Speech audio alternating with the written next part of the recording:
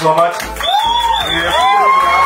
ఎప్పుడు ఉంటారు సినిమా మీద ఉండగా తప్పకుండా మీకు నచ్చితే 10 మందికి చెప్పండి. ఈ సినిమాలో లవ్ నైట్ లవ్ ఎంత డేంజర్ అనేది చూపించారు డైరెక్టర్ గారు కృష్ణమాచారి గారు. ఈయన డైరెక్టర్.